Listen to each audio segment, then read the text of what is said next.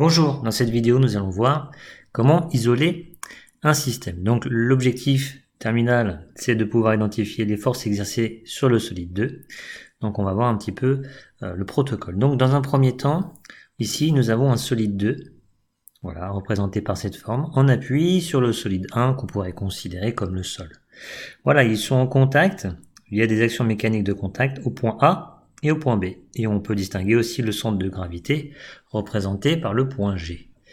Donc, ce qu'on vous demande de réaliser quand on va isoler par exemple cette pièce-là, la pièce 2, c'est de la représenter suivant la forme qu'elle a ici, donc à gauche, de la représenter à droite, identifier les trois points. Donc, le point de contact A, le point de contact B avec le sol, et le centre de gravité, ici le point G, qui ne sera pas négligé dans ce cas de figure-là. Donc une fois que vous avez isolé votre système, on va commencer par représenter les actions mécaniques de contact. Donc il y en a deux, on les a dit, au point A et au point B.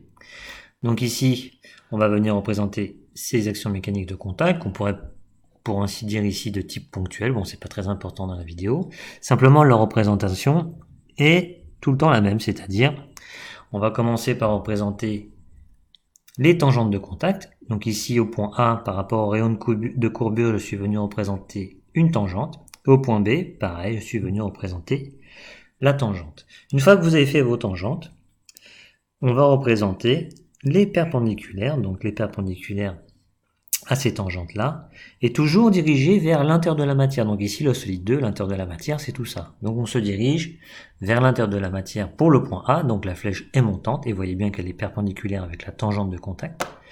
Et pour le point B, c'est la même chose, perpendiculaire à la tangente de contact, et vers l'intérieur de la matière. Ensuite, il ne vous restera plus qu'à désigner ces forces-là. Comment ça se désigne? C'est très simple.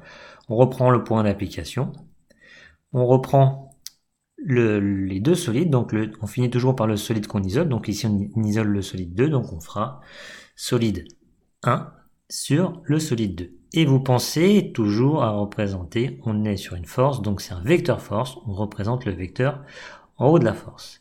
Donc pour le point A, c'est très simple, pour le point B, c'est pareil, on reprend le point d'application. Du solide 1 sur le solide 2, on termine toujours par le solide qu'on isole, et on repense toujours au vecteur force. Une fois que vous avez représenté toutes vos actions mécaniques de contact sur votre solide, il ne vous reste plus qu'à faire les actions mécaniques de distance. Donc ici, on n'a qu'une seule. C'est le centre, par rapport au centre de gravité, c'est le vecteur poids. Donc, comment on représente le vecteur poids? Toujours vertical vers le bas. Voilà.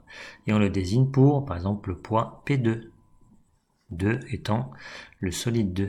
Voilà. Donc, à vous jouer maintenant.